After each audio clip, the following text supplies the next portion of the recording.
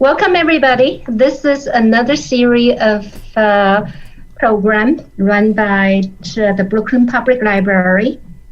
And we are recording this session in all classes. It will be run live streaming on YouTube.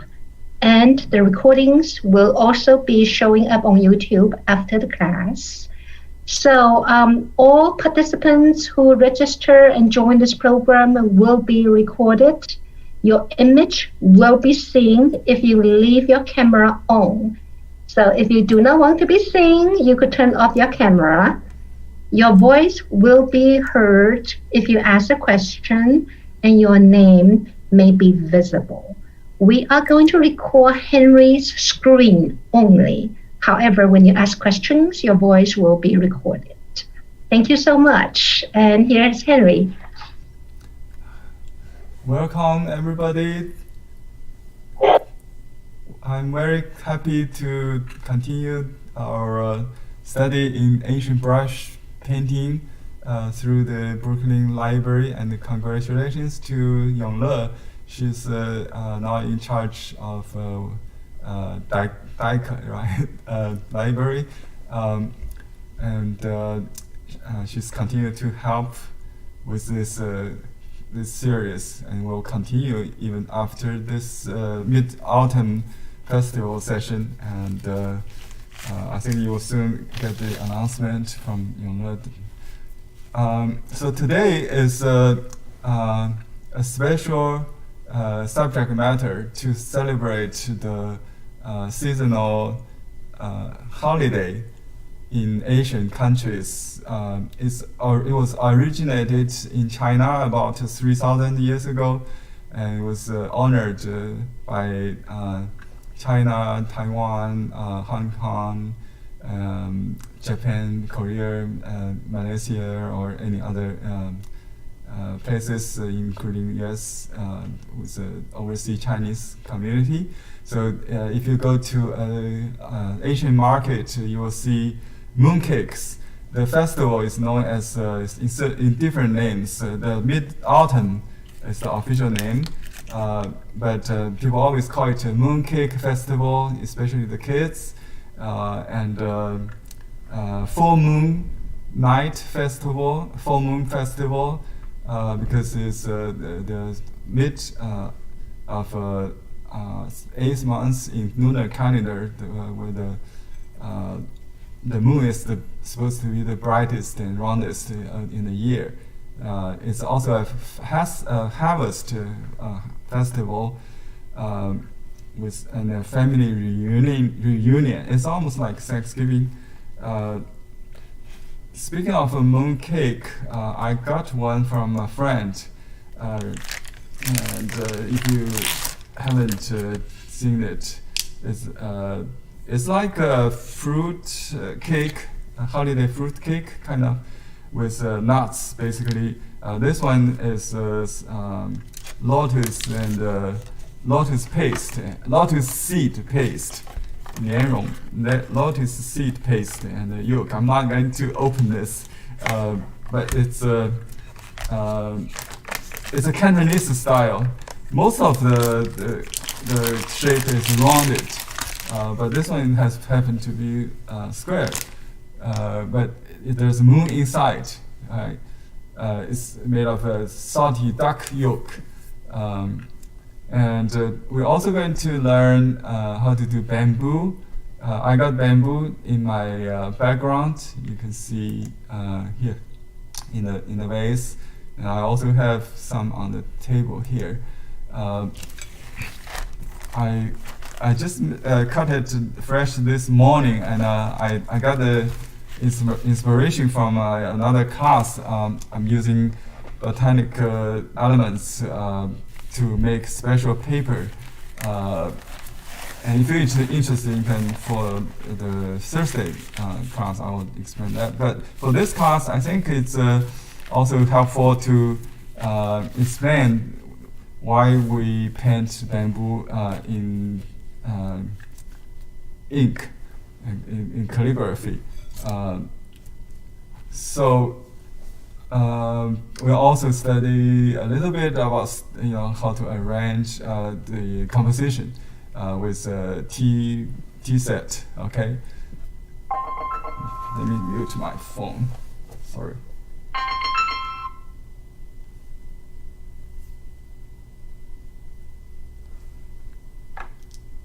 Okay.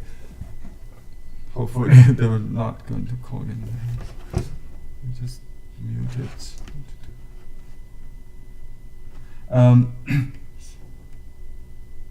Okay, now it's mute. Let's see. We'll do one element at a time. I will start to do the bamboo. Then do the table arrangement. Okay. The bamboo is a very difficult subject matter. Although many books are saying this is the foundation of all Chinese brush painting or Asian brush painting, together with orchid. Which is true, but for myself, I didn't learn how to do it until 4 years after I studied other subject matters, including peony. I think that was my first, and plum blossom, which is one of the 4 gentlemen, also, and chrysanthemum. We're going to do later in this series. Bamboo is a very iconic subject matter. It's representing the spirit of the Chinese nobility or gentlemanship.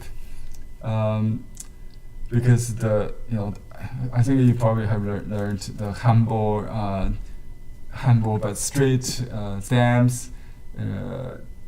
And the unbending kind of spirit in the storm or something. But for us, it's the calligraphic stroke of the leaves is what we focus on. As you can see, I'm showing a silhouette. I try to get the dark. Let me see. To just see black and white, because the black and white is more spiritual, I think, than green bamboo, right? It's too real sometimes, so we try to paint the spirit of the essence of bamboo without depicting the details like color. So if you look at the real bamboo in night, you'll see this kind of silhouette. Let me show you some pictures. Okay, like a cast shadow on a white wall.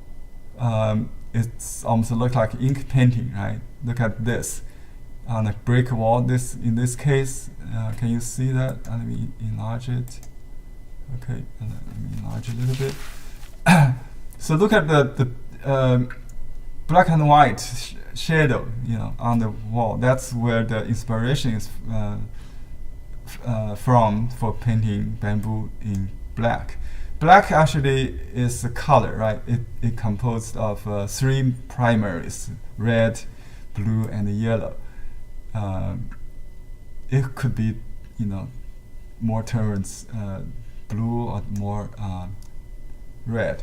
In fact, the ancient Chinese artists rather to use red to do the bamboo leaves than using green, because it's a complementary color. It makes the painting more artistic than just do a pure.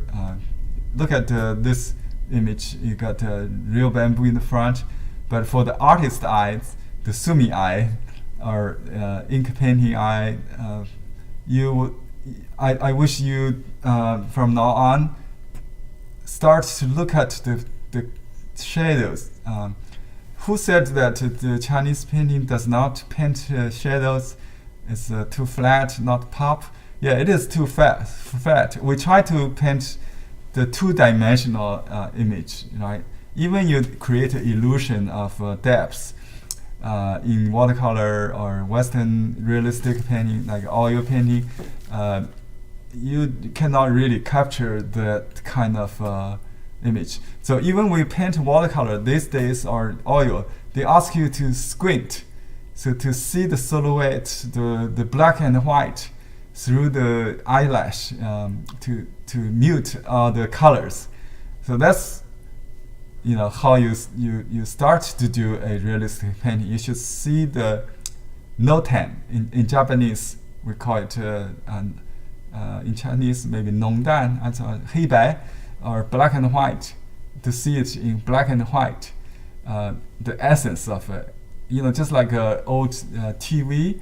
If you turn all the color off, you can still get the image. So without the color, the black is primary, is the real primary color. These are our shadows of bamboo, just to show you where the idea is, why we use ink to paint bamboo, not green, because it's more reflecting what the impression is. If you close your eye and think about the bamboo, that's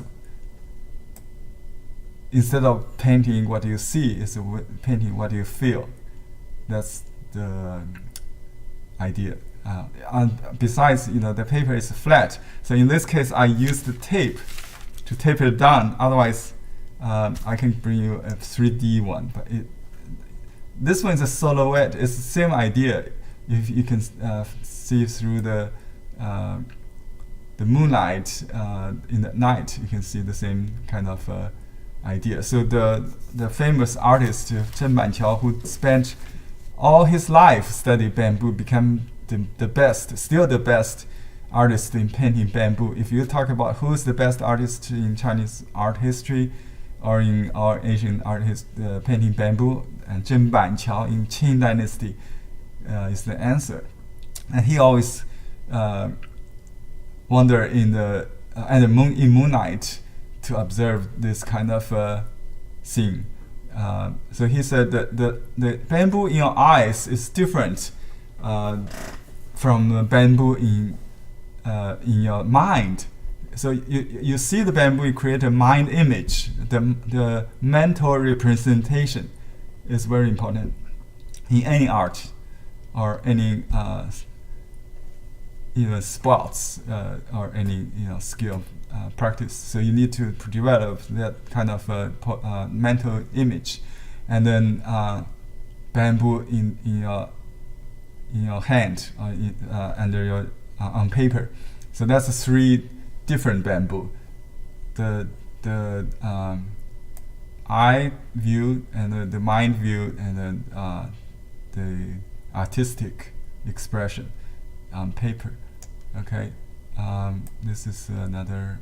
So this is kind of image we try to paint, but we were not going to copy this kind of pictures. And this mooncake, I will do that later. So basically, I got the handout. Let me go back to. Let's see, where's my handout? I got the PDF file here. Oh, I just need to. So you have this page, right? Oops. This page is from the mustard seed. This is called Mustard Seed Garden Manual of Painting. It's a classical teaching book. There's an English translation you can find on Amazon. This is a full volume one, including the added additional painting samples. We ran out of this print in our store, but you can get from other supplies. I think the full volume one. There's a this volume is on bamboo and orchids, the Four Gentlemen. So this page 133 is what we got. This is depicting the moon, the bamboo. So that's what we are going to use to put in our final composition. So let's do some study of that.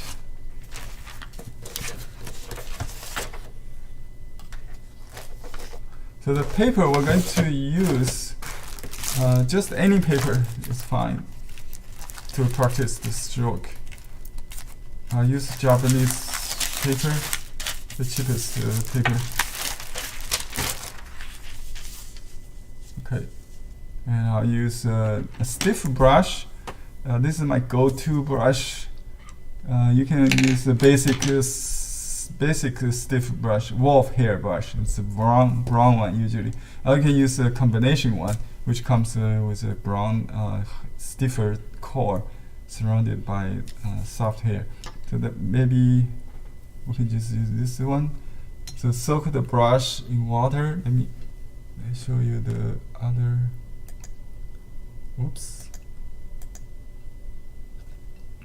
I cannot really show my water supplies, so I just describe it. Okay. I should turn this 90 degrees. Kind of weird. So let me just use my book, and you can use the. Oops. Let me just turn this off. Okay. I can use my book. You can use the handout. You have to turn it to landscape, not the portrait view. All right. So I will just do the bamboo in the front. The moon could be omitted, or you can draw a circle or with a yellow color or whatever later. So I soaked the brush. Let me get a piece of paper towel here soon.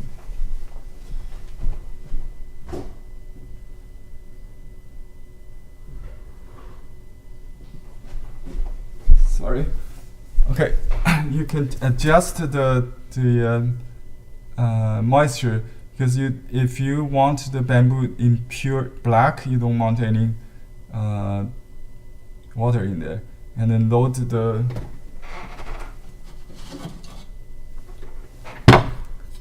the brush wholly with the black. We don't want to emphasize on gradation. If you want to vary the ink value or tone, you can do so between groups. Within each group, I prefer not to vary the tonality at all. Okay. You can start from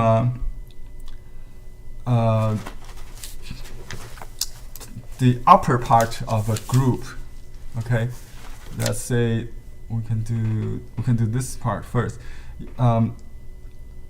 Usually people on books they may ask you to do the stems first, but I prefer just do the leaves first.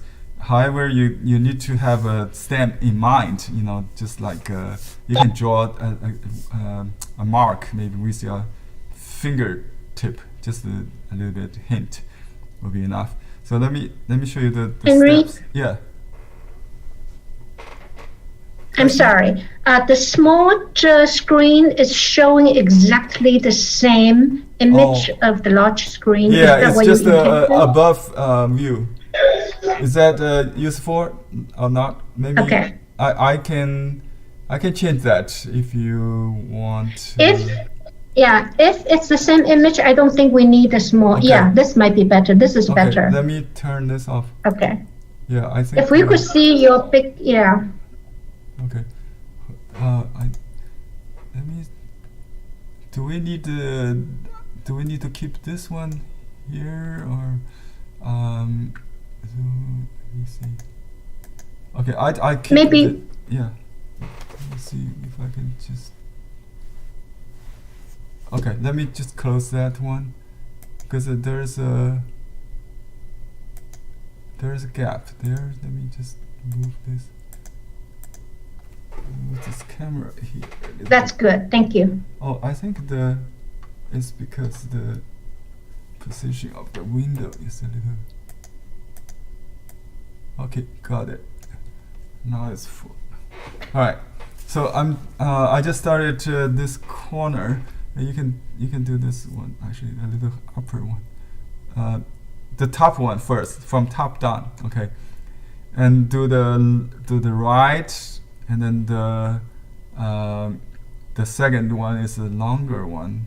You can make a little overlapping, but don't start from the exact spot of the first one. It will make that part too heavy if you always start from the single point. So do a little bit on the right side. Okay. Look at the starting and the ending. There's three spaces. Starting, you start the leaf with a hidden tip. Okay. So how to hide the tip? You can physically do a U-turn, kind of. You go up first, then you go down. But you can also just do it in the air. So if you just have that kind of movement in the air, and then you can stop just a little bit before you go. Pause a little bit.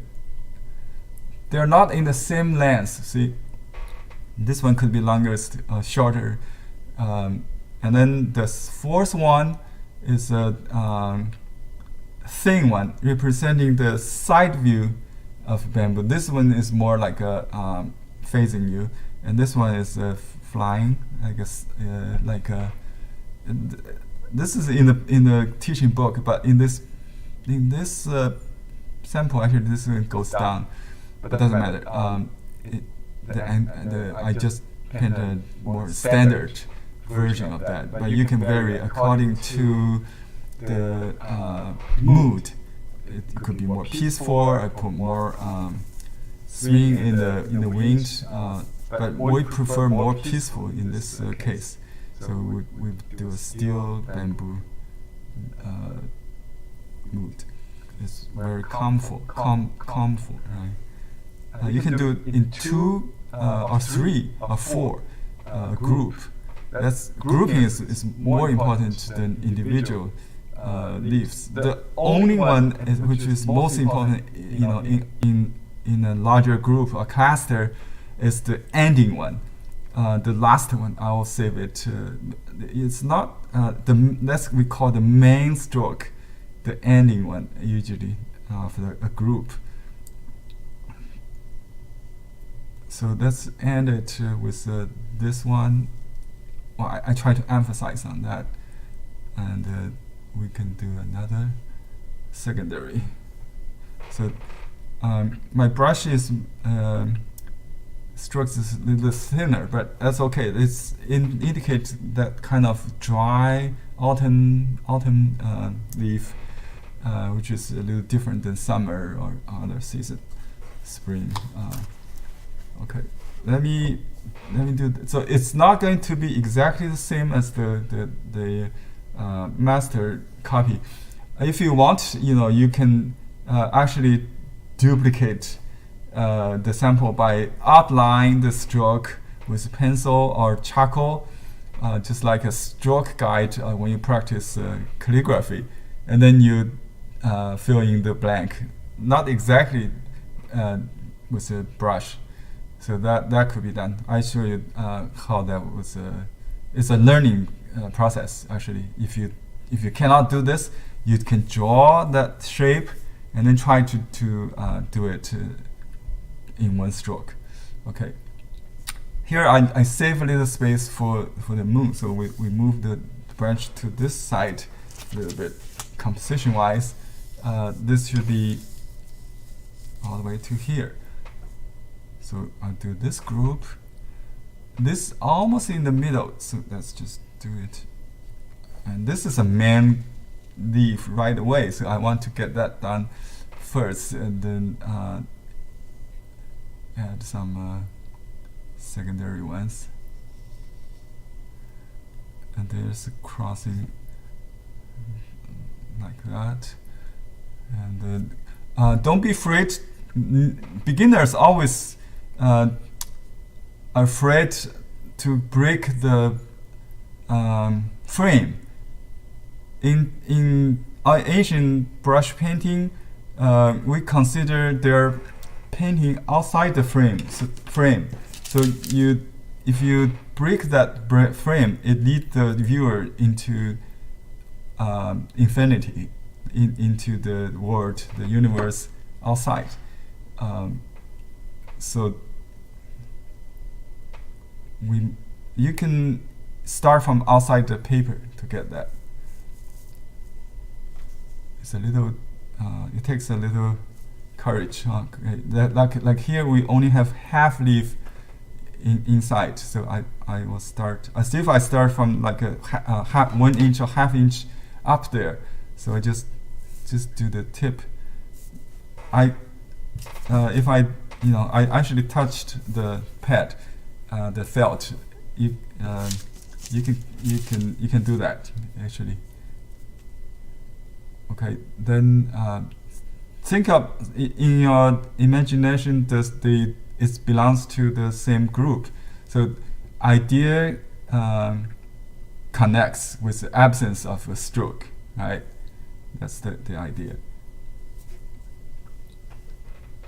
So that suggests so that radiates from the same root or stem. Okay, I probably would do some branch before I finish the last group here. So let's do that. It all starts from the top.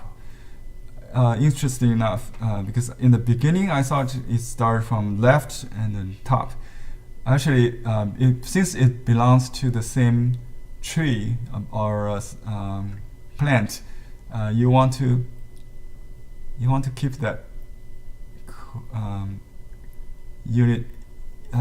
variety in unity, right? Unity. So it radiates from the same tree. The advantage of doing those these branches after is you don't have to do every detail because they are behind the leaves. In the beginning, the books always tell you to do the branches first, so that gives you a better idea where this branches, these leaves are coming from. So they're not flying in the sky. See this little twigs behind, and there's one crossing. See, there are little joints. Little joints. This is difficult stroke. It's a different stroke. It's called a tip concealed stroke, with brush hold in a perpendicular position against the paper. Perpendicular to the paper. So that gives you only use the tip of the brush. Yeah. And let's just do this. Make some crossing, create depths. Okay, and then this one, it's up there. It's hanging. So just connect that. And go some up, some down. Okay, I think that's probably enough.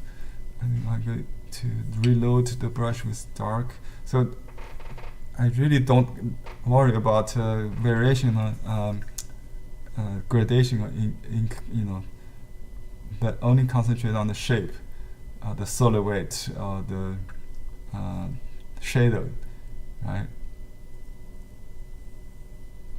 So 5 strokes. You can separate them. You consider them like 2, 3, and 2 plus 2. So this 2 should not be completely parallel.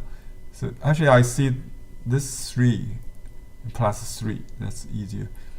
I try to make that main stroke going. You can go either inward or more outward, or just a little bit different than the first one. A little longer. It could be. Many beginners, try to make a cross like this. I just did a little bit. You try to avoid the like a cross shape, like a vertical and horizontal crossing. Okay, and try to make at an angle and not overlapped too much. Okay, and little twigs, little leaves really help to divide the negative space and create some dense and sparse contrast. So make some part denser. That you can adjust. You don't copy every stroke. You just look at your own picture, and it will tell you what to do. Just look at the balance, the negative shape. Yeah. Okay. I'll use different brush. Just draw a moon. I just got some. I wish it's yellow, but it doesn't come off. Okay. Maybe I just use light ink. So just very pale light ink. Just draw a circle thing behind the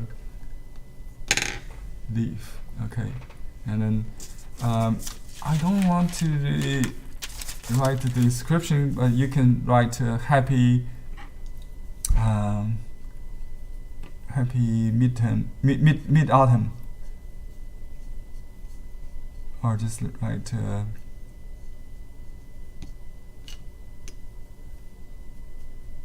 the original description is in seal script, saying phoenix branch of leaves.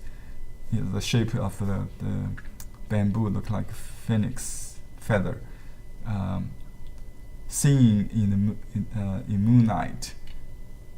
Singing, or actually singing the poem, poetic singing. We call that word 吟，凤之吟月. So okay, we'll just write mid 中秋 autumn.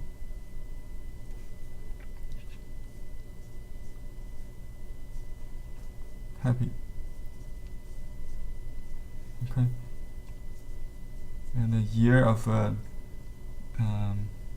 ox.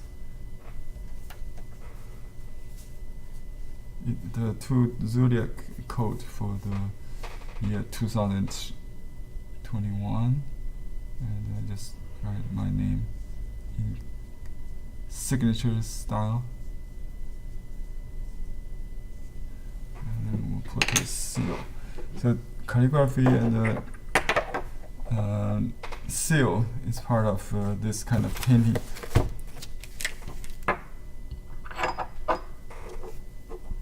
I sign my name in first name, and then I put last name in the seal next to it. You can put under if you want. Li, it says Li. All right. Any questions about painting bamboo so far? Did I answer your question? Your doubt maybe? Why not using green?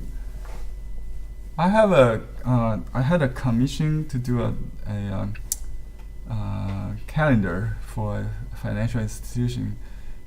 Later in the year, I will, when they release, I can, I ordered some copy for my friends and family. Maybe if interested, we can share. But with that project, I supposed to do like a plum, blossom, bamboo, but they don't want any ink, no black. Just imagine how that would turn out. So it feels so good to go back to ink.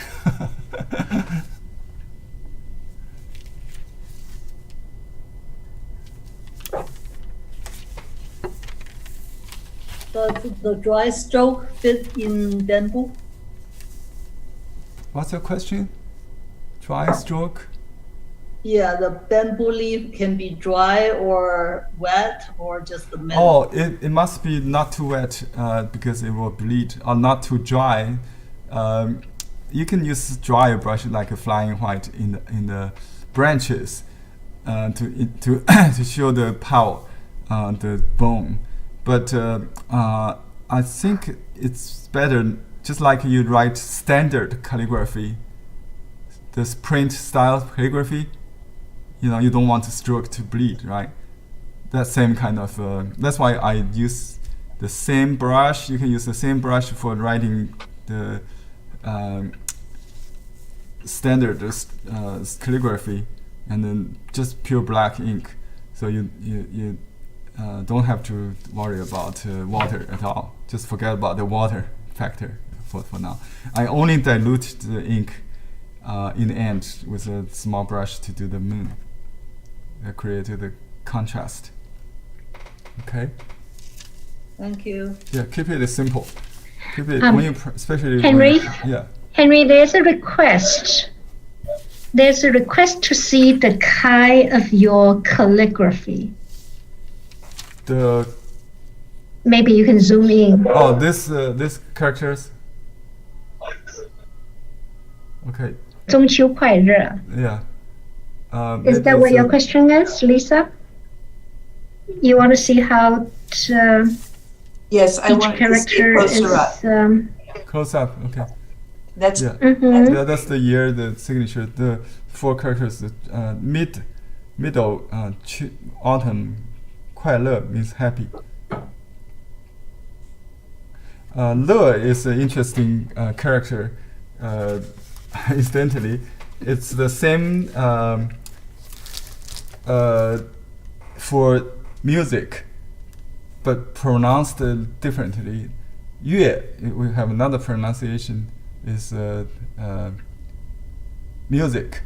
So music is the same kind of.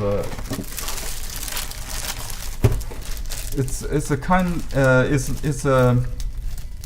it's kind of medicine.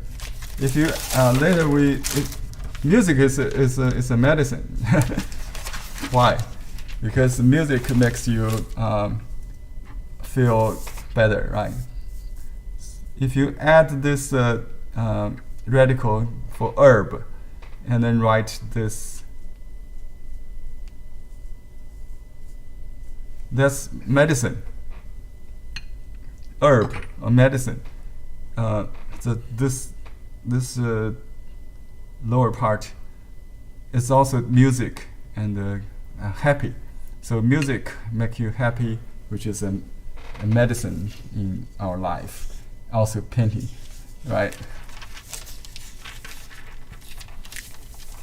Yes, Henry. In traditional Chinese medicine, there are treatments for certain illness based on different types of music play with different instruments.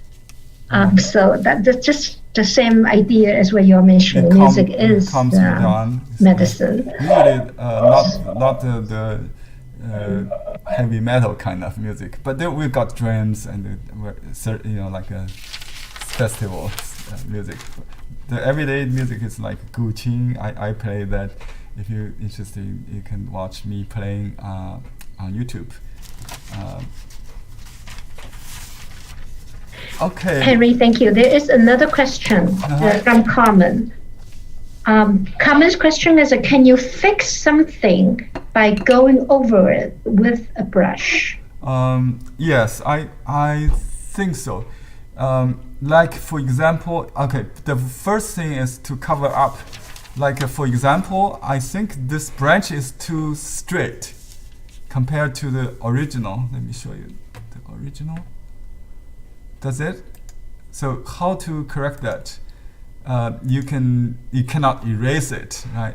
You're talking about change the composition, right? Let's see. I cannot turn it around, but you can see that. Henry, you might have to zoom out. Henry, you might have to zoom out your camera. Yeah. Oh, so you can see my book, right? Okay, I just put this book here. That's it. But since I made the branch too straight, for example, so I want to correct that by maybe make it into a leaf to see if it helps. Okay, so I will just cover it up and add another leaf to match that. Let me just add a little more, and that just changed everything. So I have to add a little more here and there to keep. So when you start doing this, you're on your own. the sample painting no longer is your help. So you need to restore the. You see, I'll start messing up. Yeah, that's the risk. When you start to, you think you're fixing things, you create more problems. Sometimes. So I just like if I add another one, it will make it into a claw shape, which is a taboo. I know because I learned from my teacher that to avoid the Y shape, which is called Ya. In my first lesson learning bamboo, my teacher Zhang Zhenying told me to avoid Ya, which is a Chinese character. We call it Ya, but the Y, you can say Y, right? And then to avoid the fork shape, we call it claw, like like a bird's claw. You may call it fork, right? Because so I try to avoid those things. And what you need to do, it's really hard to explain. So that's why I rather not to do it first. If I do the branches, there will be lots of problems. Then you just cover it up with leaves. So that answers your question, right? So you make mistakes with the branches first, rather than later. Then you can cover it. You cover the bad part with leaves, and leave the good part. My suggestion, yeah. If you do the branches first. Henry, I see Bob. Okay, I see Barbara raising your hand. Do you want to ask a question, Barbara? If you do, please unmute yourself. Sorry, no. No? Okay, so accidentally. Okay, there's a comment. Can Henry slowly demonstrate dominant leaf painting and describe pressure you are applying on brush? So can you do more dominant brush? You mean in a group? Dominant leaf painting. Okay, dominant leaf. Okay, let me. How do you describe how you do the dominant leaf painting, and then how much pressure you are applying using your brush? Okay. Okay. How do you press and lift That's a very good brush, question. create the shapes? Okay. I have a book recommendation here. If you're interested in, you can get a digital copy because this is out of print. It's printed in the maybe late 70s or early 80s, I think. So I scanned this book. It's a classic book anyway. I made it into a downloadable book in our website. It's called the Clear, Simple and Clear Bamboo Painting Manual. Okay. In this book, it will show you all the basic strokes, and I did mark the page I want to go. Yeah. So this is some samples, the sequence of doing this. So the dominant leaf, right? Yes. Okay. Always in the end, the largest leaf. Okay, let me show you some more. Let me see if I can find more. There are sections on how to paint the top of bamboo and how to paint the hanging branches. I think the hanging branches, they're both important, but for us today, I think we're talking about only the hanging branches.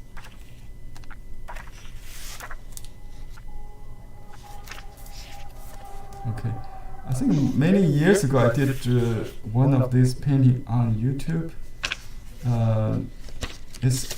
There's only one leaf that's identifiable. The others are really abstract, kind of like something like this. You can only see the dominant leaf, right? Do you understand? So this is a bamboo, a young bamboo shoot in the spring. They just grow out. So that's the dominant. This one also. So you only see the dominant stroke in each class. All the others are simplified, and this one has to do with the raining bamboo, so to show that kind of feel. I answered the question. Okay, I have to do that. Sure. Okay, here's another version of the same phrase, the same mental image or poetic image from the 凤之银月, the phoenix branch seen in the moon. So this is probably what I will do because this is the same theme. Remember these two books with the same theme. This is just like music. We have 春江花月夜 or some kind of music theme, and it could be played on different, but composed, interpreted differently. So that's a classical theme to do. So since you don't have this page, let me just put it on the side. You can see. All right. Let's copy this one. All right. Okay. Ready? So in this case, I would use light ink to do the branches first. I use a different brush this time, and then we'll do the leaves. All right. Usually the bamboo is painted from bottom up, but there are different schools. Like a Cantonese school, they do it from top down. It's all fine. Let me just do it the classical way. So I would use lighter ink for the thicker one, and then the slightly darker one for the bamboo in the front. Okay, I use a little drier ink. So you dry the brush bottom, and then load the front part with light ink. So you hold the brush in the position. The easy way is to hold the brush a little lean to the front, to the direction you move, not pushing it like this. Okay, you understand the difference? This is plowing position, this is dragging position.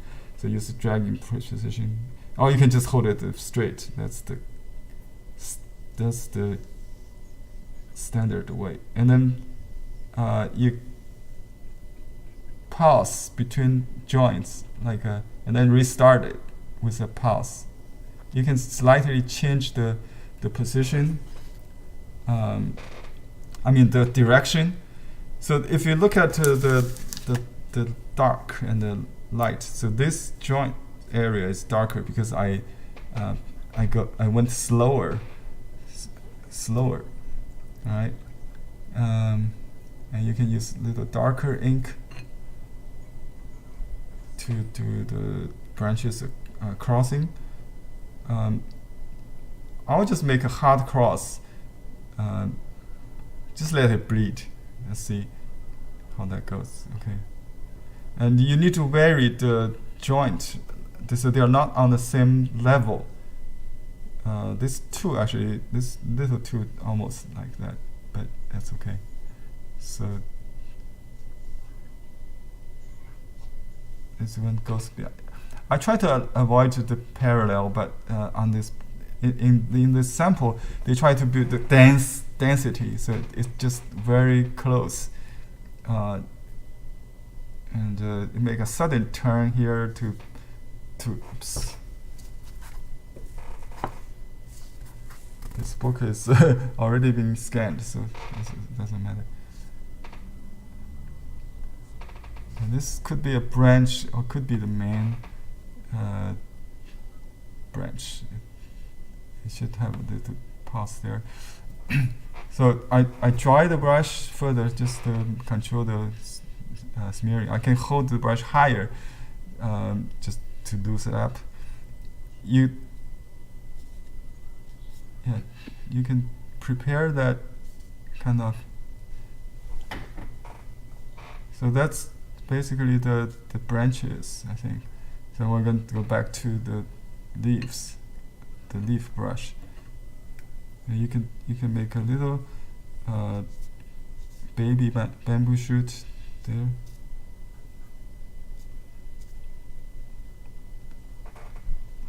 It tried to depict that kind of vague feel in the moonlight,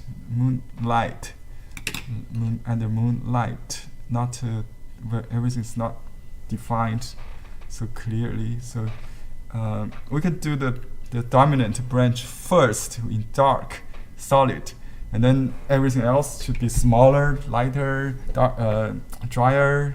Okay, so we just do this one. It has to be correct in the composition, right? So just go back and then press, and then without hesitation, and then I exaggerated the size, just let you see it. Can you still see my? Okay, can you see that sample here? Yeah.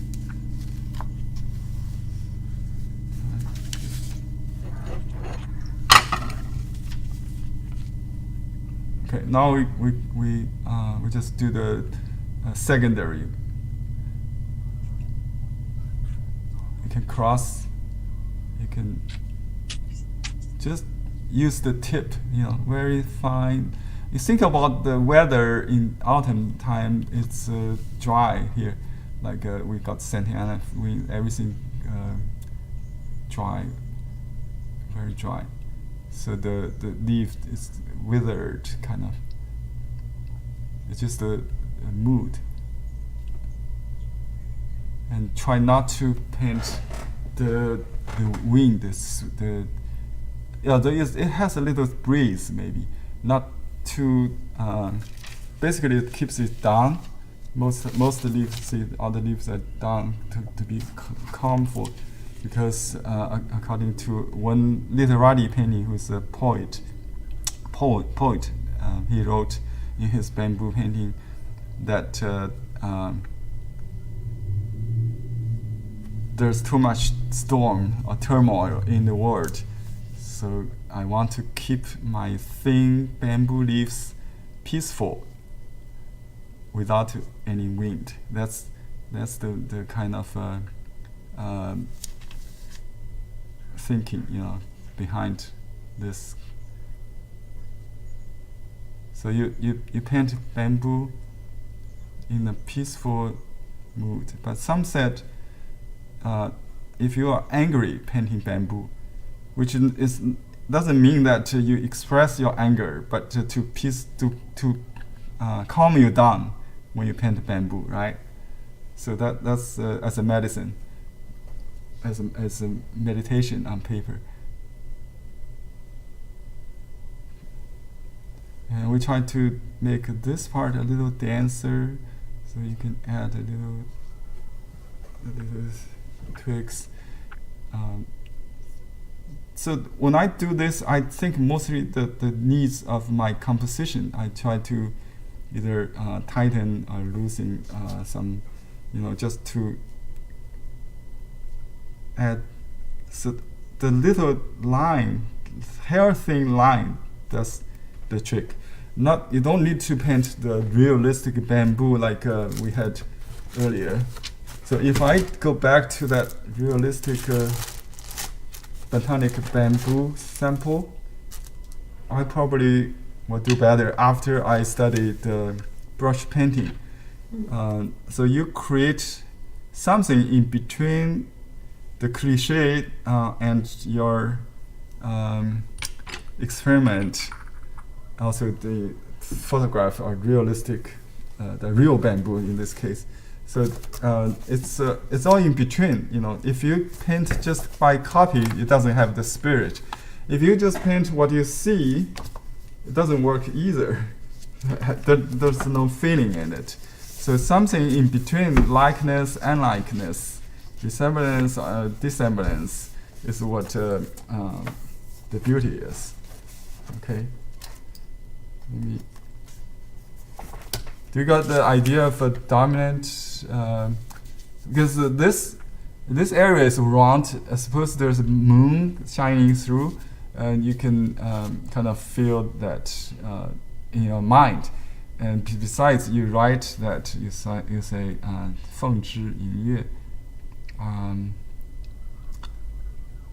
I think it's all in seal script, right?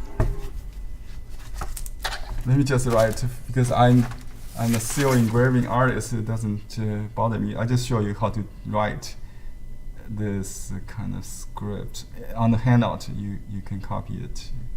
I have some student who doesn't read Chinese but do very good copy on inscriptions. Even the signature of the artist, she can do that.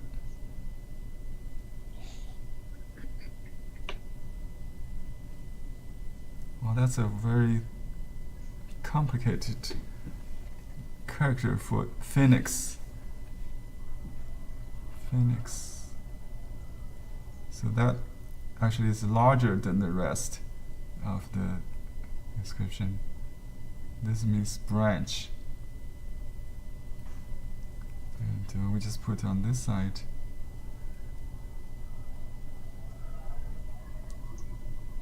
Yin means singing a poem, or the way you read aloud a poetry is different than you speak, right? That's kind of it's a special art form also. This character means moon, but we don't really do the moon. It's in the viewer's mind when they see this inscription, the title. Okay.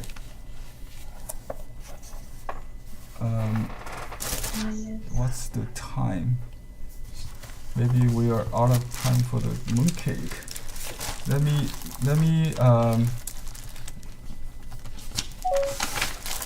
show you how to do the round composition, the mooncake. Okay. To cut a round paper is a little bit tricky. Here's what you can do. You fold the paper like this, and you cut the rest out just to get a square to start with.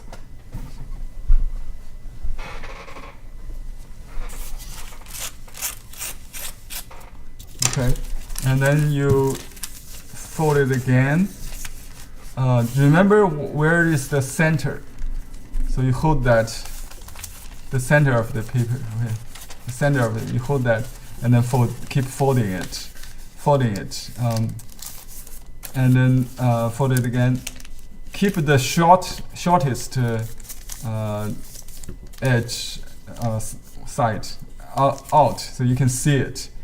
Not like that, so you cannot see the shortest. That's the diameter. Keep the diameter side visible, so you can see that. Right? You don't have to squeeze too hard in the center to avoid heavy folds. Okay, so I'm gonna cut this with a scissor.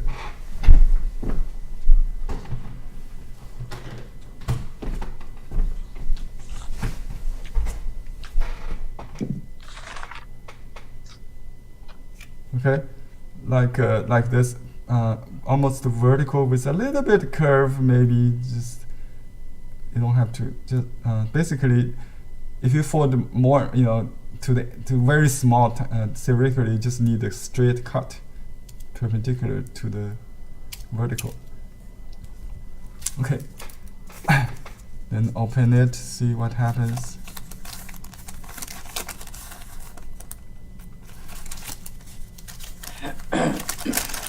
Yeah, you got a round shape, which is a little larger than the template. I printed on two pieces of computer paper in Adobe PDF viewer. What do you call that? Acrobat, right? You can print it with the poster mode, right? And then you can specify 125%.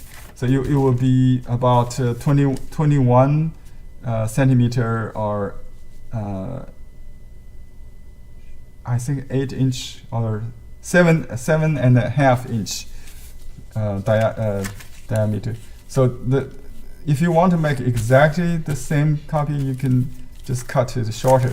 But that's how you do it. Okay. With a piece of Japanese rice paper or any paper, you can do a round.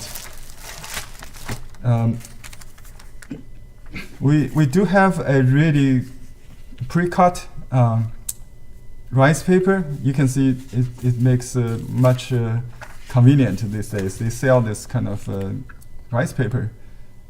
You can get like 50 sheets. A pack from our website if you want, and I just use this one to transfer this design. Like I showed you, you can use a light box, or you can just trace it without anything, because the rice paper is translucent, right? So we can, if I want to show you. I can even do it without tracing. Just put a piece of to protect my template, so I can do it again with a transparency, and then on top of that, I got the rice paper. This paper is semi-absorbent. Because I got this transparency in between, it doesn't really matter if it got stains. So you can paint the the pot and the plate, the mooncake with the light ink, then you can enhance it without the template later. Okay, so I just use a smaller stiff brush. Any detail brush would do. Just dilute it with a lot of water to wash it. And dry it. So I'm going to draw the template. This pot is imaginary. I do have a real, realistic one, like you see here, right? Oops, this is not the image. Let me just go back to the pot. So we can use my photo reference here to modify a little bit. Okay. If you want. So you can just use my template. I think. Okay. Here's a note about arrangement of pot and cups. There's more morality behind this kind of composition. If it goes wrong, you feel very uncomfortable. And why? I will tell you the reason. If these cups are composed not in front of the pot, but let's say we just do a mother pot, just quickly, and then we draw the little cup here. So this is the mouth of the teapot, right? So if you do this, what you feel is like a parent abandoned, ignored the child. So that's why in the Chinese painting always put the cup in the front instead of behind, right? Just like a hen surrounded by the little chick. Same idea. Okay. Oh, this is too dark. Okay, let's just do dark.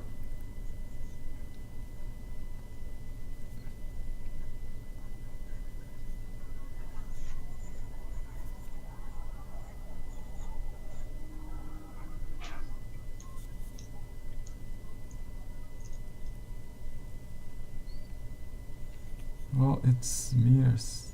That's the problem. Okay. I'm not going to draw the moon. It will be painted without outline.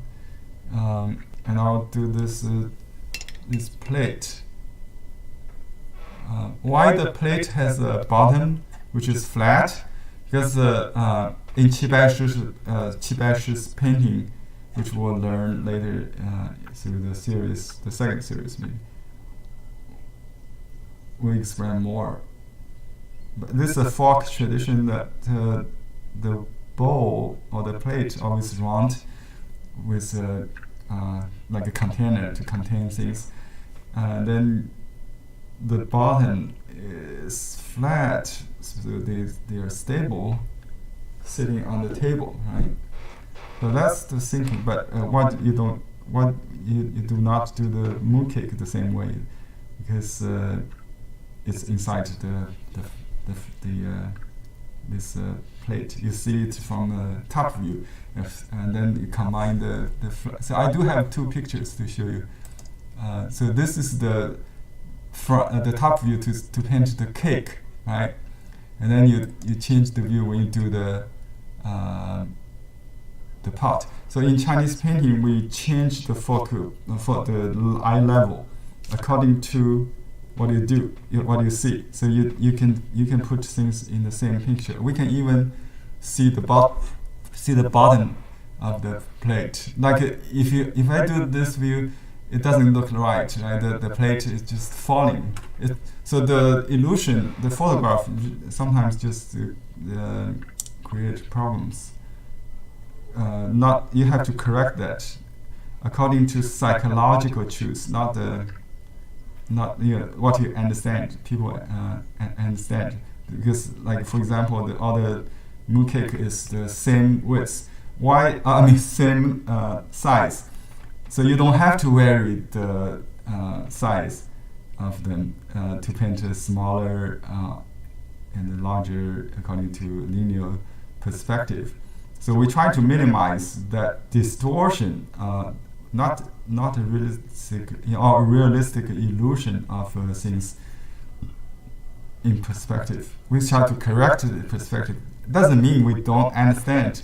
If you violate some principles like gravity or something, you will not feel comfortable. So we still honor those natural way on Tao, but not to be fooled by our illusion. Like the other day when I have the pets, the dog, when I showed a mirror image of himself, he just turned his head away. He think it's not him, right? He think he's like a human, like the same as us, right? So you don't have to. So we should be aware. We should paint what we understand, where the truth is, not the distortion of. Okay, again, I will do the cup round, in a round mouth, and then the flat bottom, so I can see what's inside. I satisfy the viewer's curiosity by doing so. So I'll do a little water line there. So I will later color it into like a tea color. So that's the idea. And then I'm going to draw this. Should I zoom in so you can see what I just did? Okay. Oops. Try not to move. But you can still move around because I didn't fix everything. So I can still recompose it. Somehow I can change I can make the mat different. Somehow. That's why I don't use tape. I just use my fingertip to hold it when I try to. Okay, so I'm going to use very light ink because this is in the back of everything, under everything. It's the mat, the bamboo mat. Let me show you one. This is the real life version of it. Okay, you don't have to do all the horizontal binding strings, too much detail. We just do suggestively. We don't have. Actually, we should end. We have more than 40 minutes, right? What's the time? I have to keep track on. Okay, I'm going to draw these lines very patiently. So let me draw the two sides first, and then not necessarily all the perspective lines. We try to do it decoratively. So I'll do another reference, maybe just somehow different. Then I will start from this to draw all the. You don't have to draw all the lines completely. You can have loss in the font also. With the dry brushing, maybe. But you don't reload, so that will give you a natural gradation. So it looks like a reversed perspective, radiate from the. It doesn't matter. It's a decorative. Like I said, I want to. Okay. Now I try to correct that. Let me just draw something to balance that so it leans to the right. You can vary the distance and the line thickness to suggest some kind of linear perspective. but you don't have to. Basically, but this definitely need to be more void, right? The far side. So this near side is more solid. That's for sure. Okay, then I use darker ink, not the darkest, darker gray to just give some little and like lost and found lines to suggest this string. Just some suggestions. There's a rhythm always everywhere, right? So just this kind of rhythm, it comes with your own breath by birth. I cannot really teach you, but you get it. Just go with your breath. You know. So there's a just avoid mechanical dots. Vary the distance a little bit, the size. And if it's broken, you know, you can connect a little bit, but don't try to complete everything. Okay, let me turn off the light so you can see how far it goes, right? The next thing is the template, the bamboo. I still want to keep the template, so I stay with the design closely. And you can still vary the direction, like the bamboo could be a little leaned to the right, or not straight down like I originally designed. So that could be twisted still, yeah, a little bit, just like that. So the moon is more in the center, right? I think good idea. Okay, so I just keep the bamboo dark, the main dominant leaves at least. I do that first to show you. And you can overlap. This will be against the physics, right? The bamboo is outside, but this could be in the yard. Who knows? Like Southern California, we still have like a 100 degree these days. We could celebrate mid-autumn. Henry? Yes. This way, right? Can you move the painting to the right-hand side, towards your right-hand side? Yeah, please? just did that. I realized Because that. the bamboo is covered up. Yes, perfect now. Yes. Okay. Thank you. There was a question also from a student who asked, what season does bamboo represent in Chinese It's traditional 4 painting? season. It's evergreen, but mostly in summer. When I do the calendar, they ask me to do it actually in November with the snow, first snow. So it doesn't matter. It doesn't matter.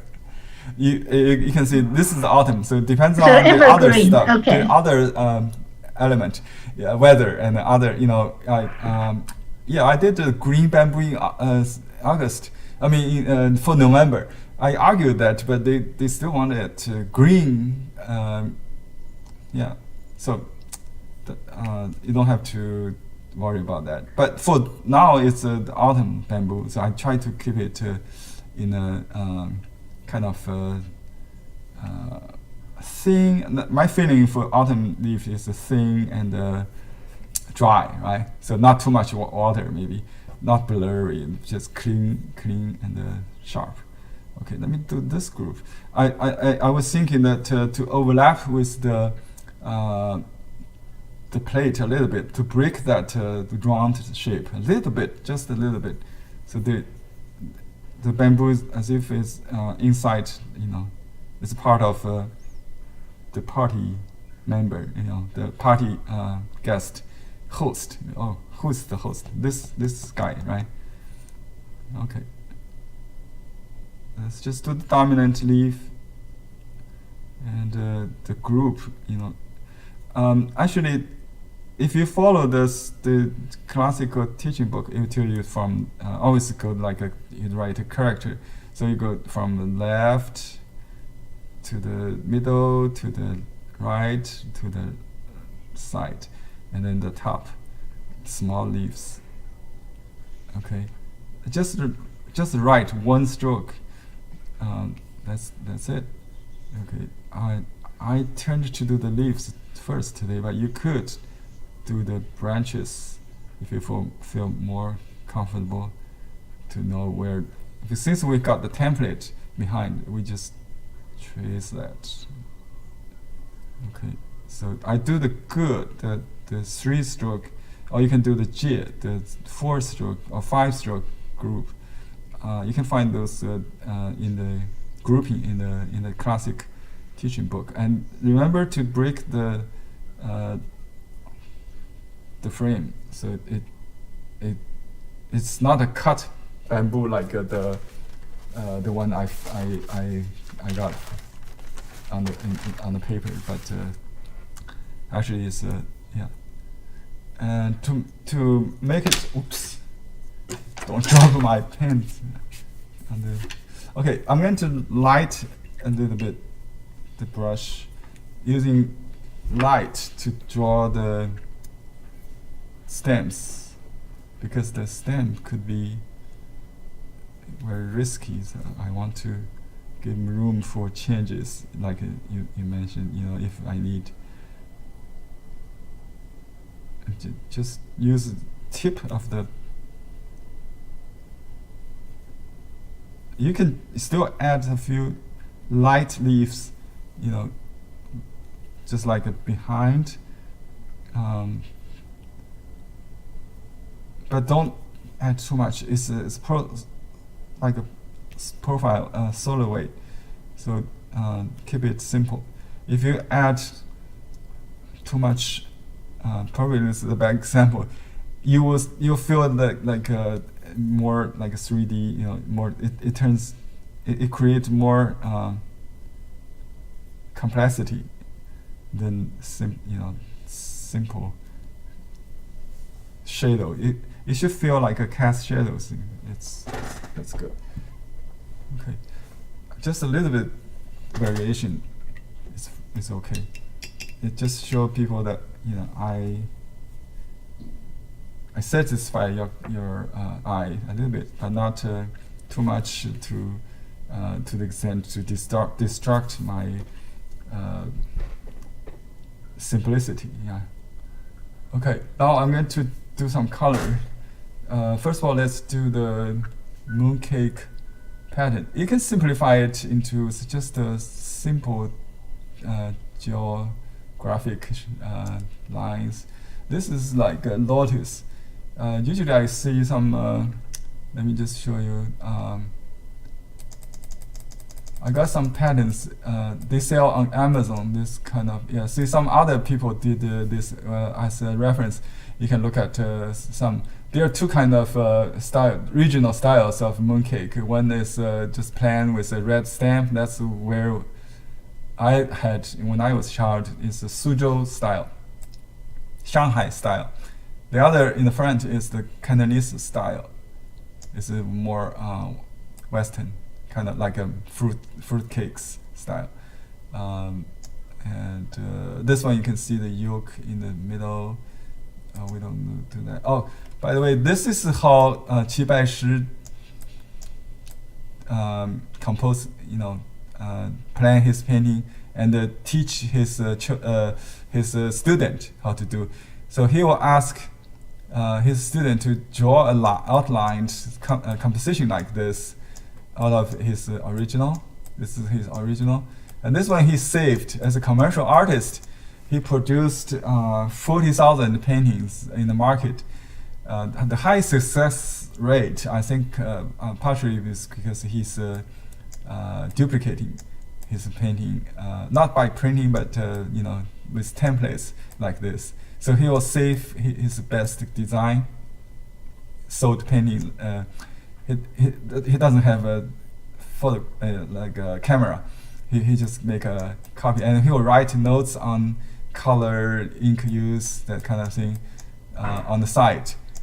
This one he didn't, but on many templates he did that.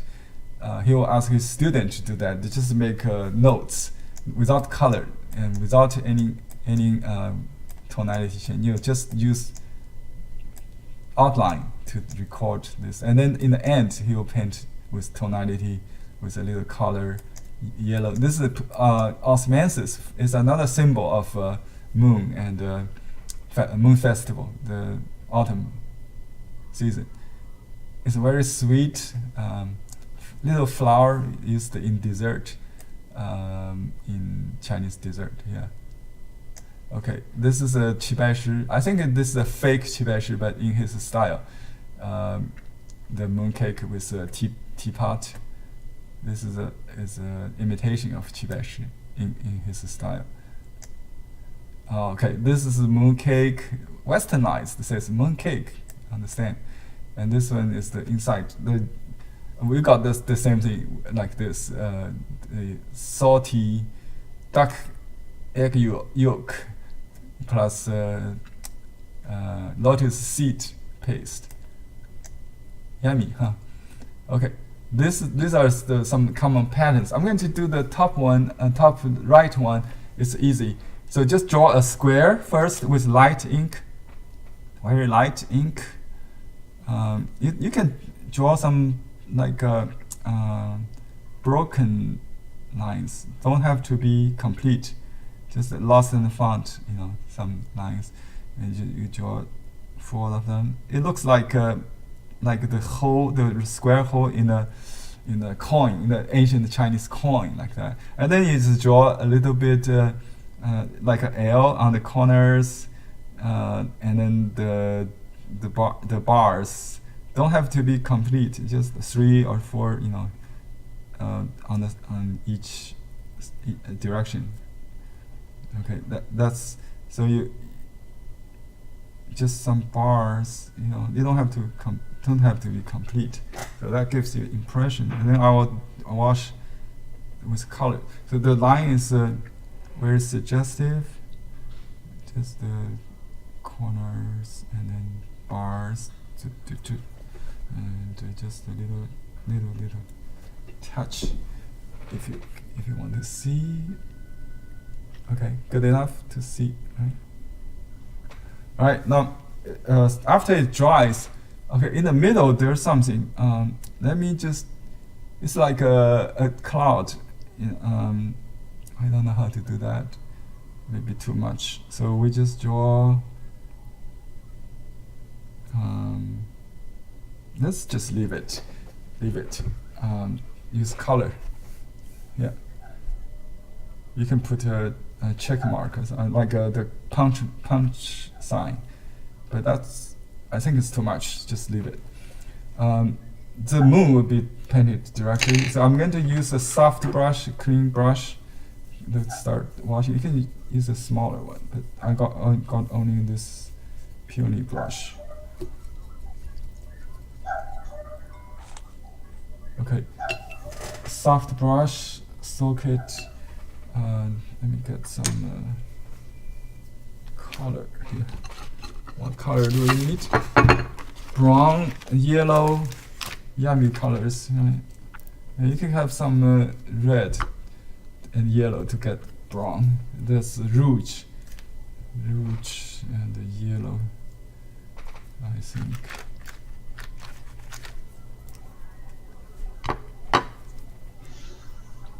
Zoom out, you can see my palette here. Yeah. The yellow is dried up. Oops, I need a toothpick. You can use Western color. It could be reactivated easier. Oops. It's dried. Okay, got it. That's my yellow. I don't need the green, but I do need a little bit maybe on the bamboo mat. Let's see how it goes. I got some just old tube, dried tube. I opened it here, so I got some blue here just in case I need. So 3 primer is a rouge and yellow, Gamboge yellow, and little phthalo blue. You could use other blue like indigo if you want, but you don't need much in this painting. It's basically orange color. So that that natural color of the cake. It's a yellow, basically orange yellow. So just a little bit color. Just keep it.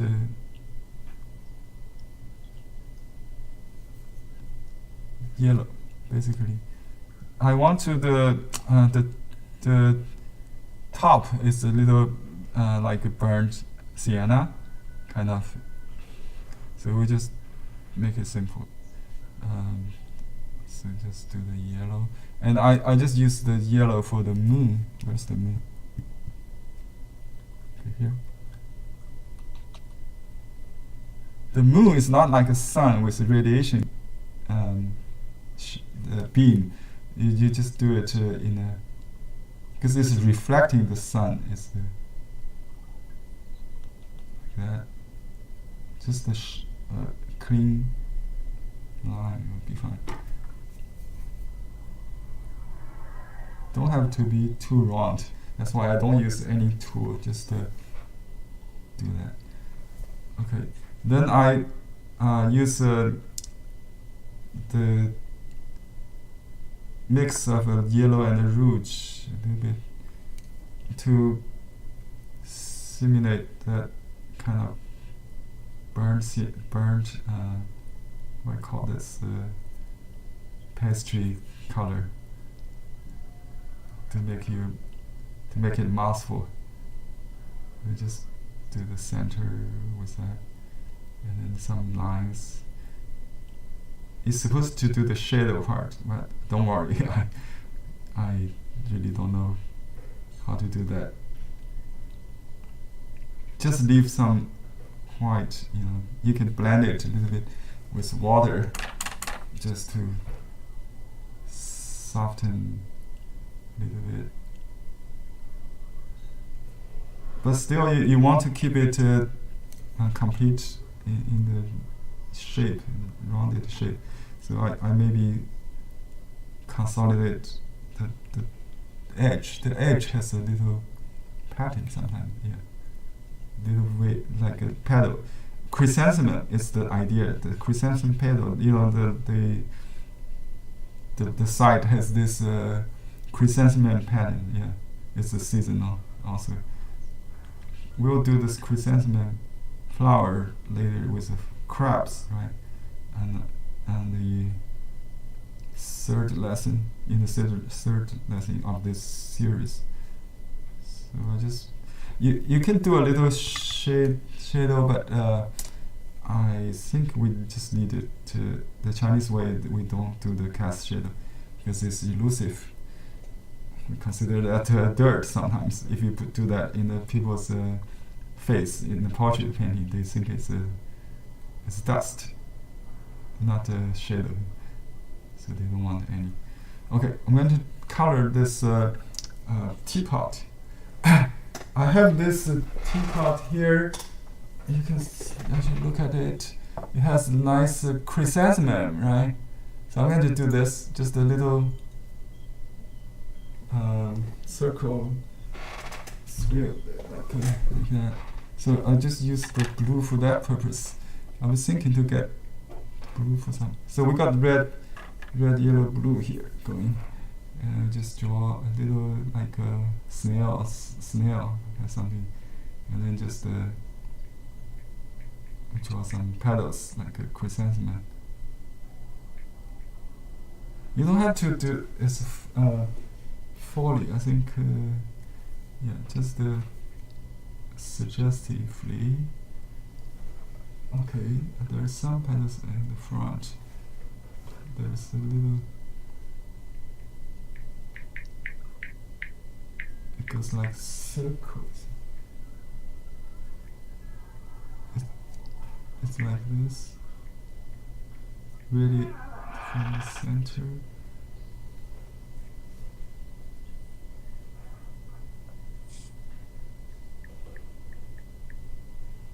Yeah, just filling the blank.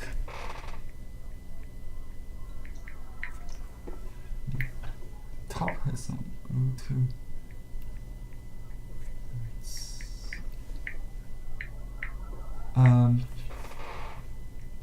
I'm not sure about it.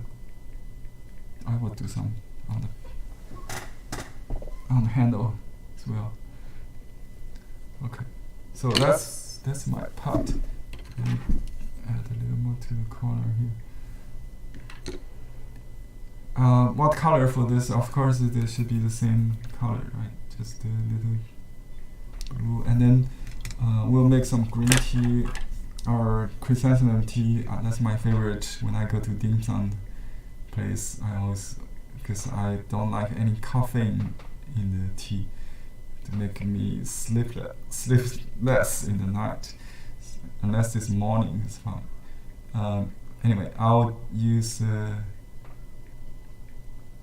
I think just red, orange, maybe. We need some orange. What color we need in the painting? Maybe just dark tea. We just make it dark, some contrast color.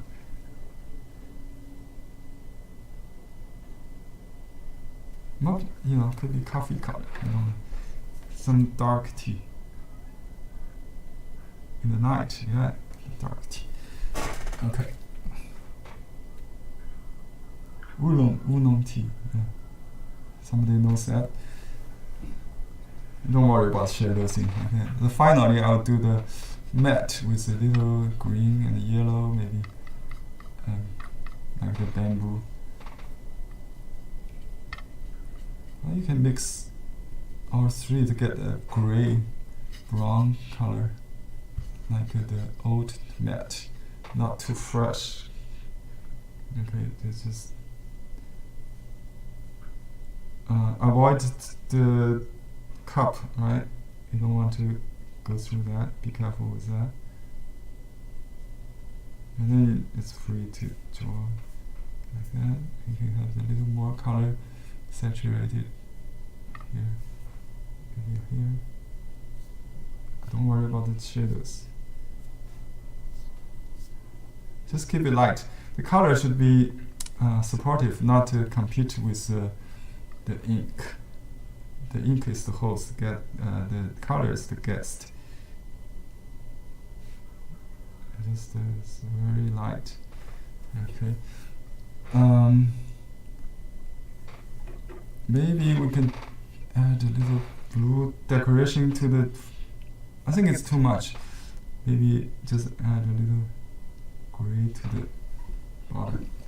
And you can just highlight it maybe a little bit with a little green, blue kind of. Okay. Yeah, I know the Western mind thinking it would be, the shadow behind the moon, right? So, but I tried to stop me from myself doing that. Just keep it pure Eastern. So there's no shadow. No shadow. Shadow is it's here. It's the bamboo. Okay. And where to sign? Here. This corner. Right here. We can just put a simple signature. If you want to, you can write more. But I just put it simple. I just write my name here. Maybe the year is good. Always good to date it with the year. So let's just do year and the season. You can write smaller. The year of ox. Mid-autumn. And signature.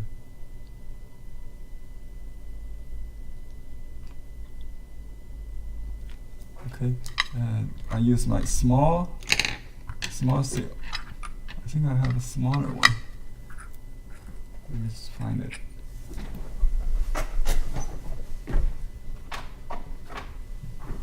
Yeah, this only half inch. Okay,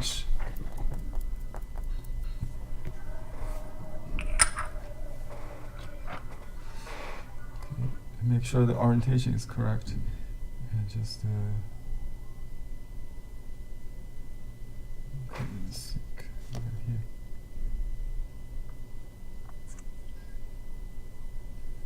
this seal will make the orientation. Also, the signature will make the orientation.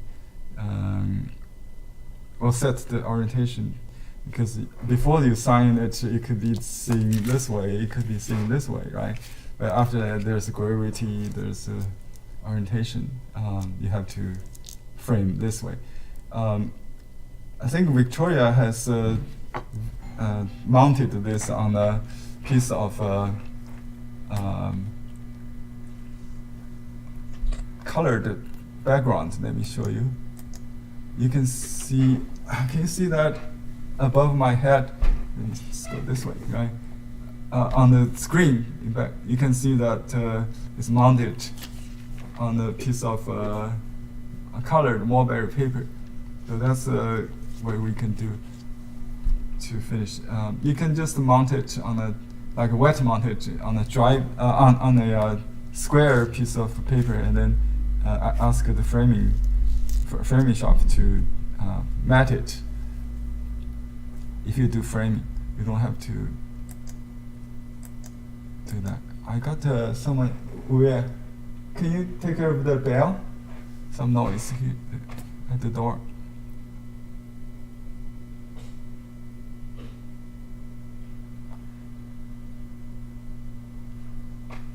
Okay, we got 15 minutes. I'd like to see how it's going on your side.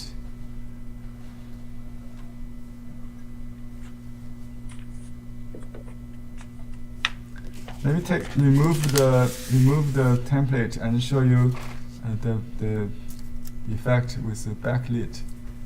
See, it's nice. If I cover the edge, it would be more shiny. So this kind of image could be put on the window too.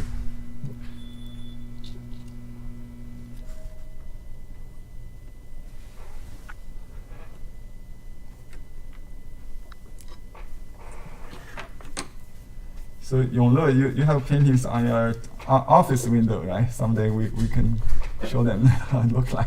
Yes.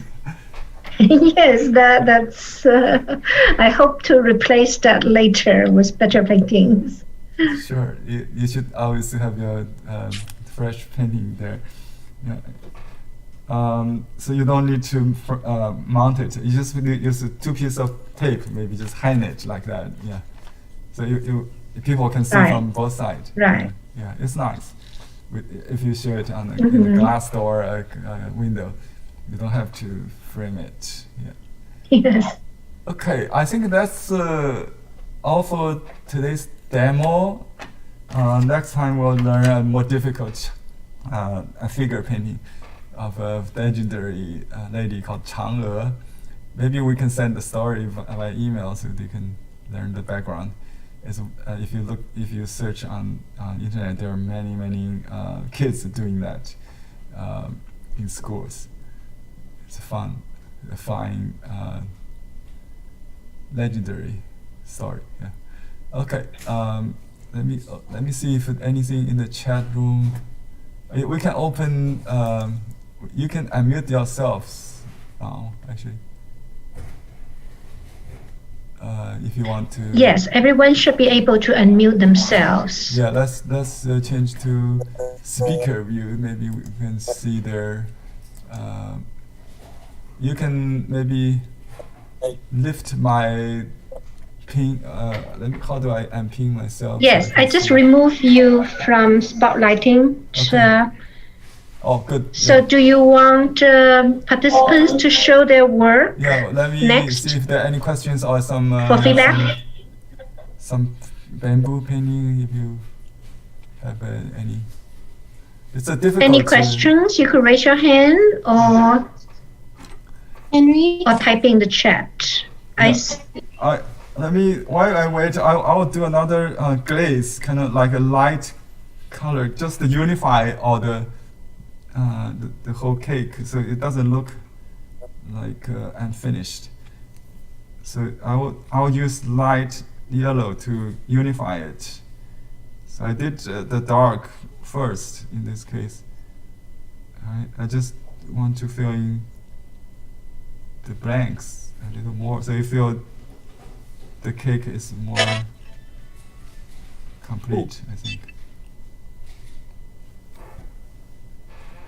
Just you can add a little more warm color on the top, just to distinguish from the bottom. If you want, it will make more yummy feel of it. Any comments, questions? I have a question. Okay.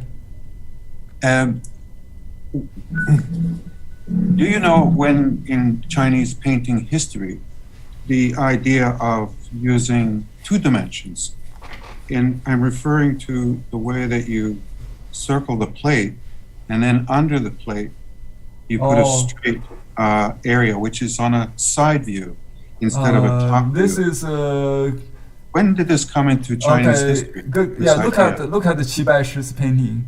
It's done that. Yeah, he's always done that. I think you can look at it in 2 ways. One is historical, but it's not a linear development. I think it's probably more like a child or primitive view. In uneducated peasant, for example, he will do this, and their rationale is different than the scientific mind, like a schooled person. So we have a tradition of folk art, also known as peasant painting, in which you'll find this kind of. I think it was explained like that. So I think in maybe Taoist thinking, the round is the function of the wheel or the function of the bow, and then the bottom, the flat, is the function of the bottom. So they I think it's.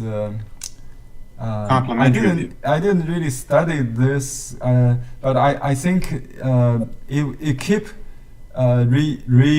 recreate or reinvented this process. So they don't really learn from the past, or you evolve. In Western painting, once you have the new style, you abandon the old. So it's a kind of progressive history. But in China, it's not. China has always been like that for 1,000 years. Is this a kind of Chinese cubism? I don't think so. Cubism is looking at 2 very views contemporary. Yeah, you look at the face from left and right and combine them.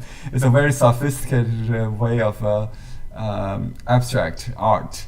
I think the Chinese never went too far to that. They just try to keep things understandable, reasonable in their reason.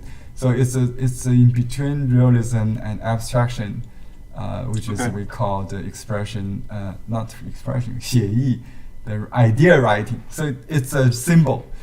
Just like Chinese symbol, if you look at oracle bone, it's the same idea, right? So it's a symbol, symbolism, maybe symbolism, but not more emphasis on the form. It's the idea. It's the form. It is important, but we emphasize on quality of line, the vitality of stroke, which has to do with calligraphy. So let's emphasize on the form. If you just if you draw this line, with an oil brush, you won't get the vitality of it, I think. So besides this, yeah. Can I add a thing? In Korea, you usually have that small table. It's like a personal table. And then the feet or the bottom part is a square. We have a table like that. Actually, the small personal table is round, but on the bottom is a square. Yeah. So I was wondering whether that's kind of that one. Yeah, the earth is square, the heaven is round. So there are many things that has to do with cosmology. It's okay. So it's not a aesthetic. It's a philosophy. Understand? It's like Taoism thinking that the primitive cosmology, think the heaven is round, so when we design an instrument, they also have to correspond to the universe, the law of the not just the math. I think it's math, music and math, and also astrology or some stars, things like that. So it's a very different. I think maybe the contemporary Western art have been inspired by Eastern art, for Impression and Post-Impressionism. They look more in a Chinese way, Eastern way to paint. I think Picasso and Qi Baishi. That's why there's I don't know if it's true or not. Picasso said to Zhang Daiqian well, I don't understand why the Chinese artists come to Europe to study art. You got Qi Baishi, he practiced Qi Baishi's bamboo and showed it to Zhang Daiqian. Zhang Daiqian said, your brush is not right. Let me give you some good ones. So he sent him a brush like this as a gift. We have those Zhang Daiqian brush is given to Picasso. That's the story. But Zhang Daiqian in the same meetings mentioned Qi Baishi, said Qi Baishi is a master. So that's why we studied Qi Baishi in this painting. Everybody knows Qi Baishi. If they know any, if you ask anybody on the street in China, the 18, maybe 99% people would say Qi Baishi is the most famous, just like Picasso in the West. Yeah. So they're not. Henry? Yeah. We have 5 minutes left. Yeah. I'm sorry to interrupt you. There is another question in the chat. Her strokes for leaves work better going the reverse way, from thin to thick.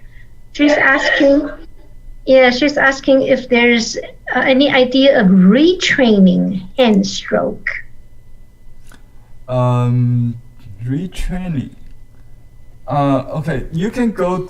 Instead of going from thin to thick. Yeah, I understand. You can do the leaves from thin to thick. That's let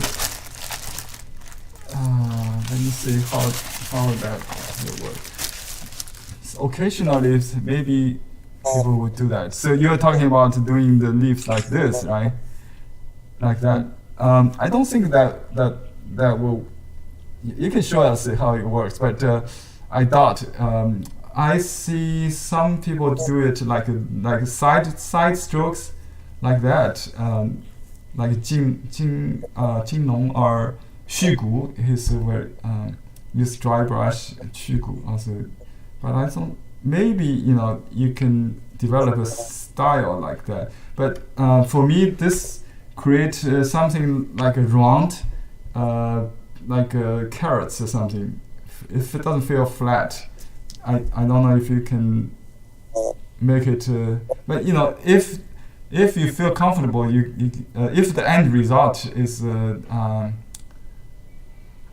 still in the look like a bamboo leaf, it should be fine. So I think you can also do the branches from top down, like I said. Because when they do that, they have like a ending part, like a soft ending. So emphasis is more on the top in this case, So the end part is void. So that's why they do this. So there must be some reason if you do that. It could be a raining bamboo or something. It feels more heavy on the tip, but for me it's not a very calligraphic move. It basically, if you print with your brush, it doesn't really convey the energy. So we should always try to learn because they have been all kind of experiments, So you can always experiment the wild way, the weird way, people never painted way. That doesn't matter. We call that experimental, and then you go to the most restrictive way, like the most classic way, the cliche, the everybody the same way, and in the end you'll find something in between, and that's your personal style.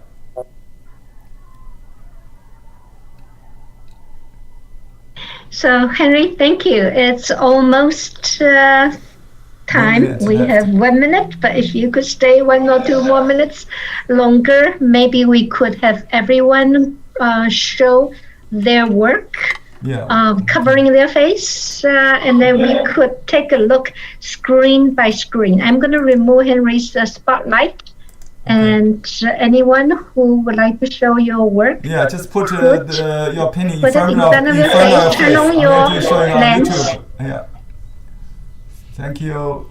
Yongle, you can also take screenshots if you could. You know how to do that on your keyboard? Yes, I'm actually taking picture with my phone. Okay, I should do that. Maybe it's easier. This is amazing. Many. This is like a bamboo forest. Johnson Park. Your painting looked like my handout. Beautiful. Thank you. Okay, let me show everybody on YouTube the viewer. Okay, how can we enlarge? Oh, I see. The multiples, the small window is my screen, so don't. If you go to the next page, it will disappear.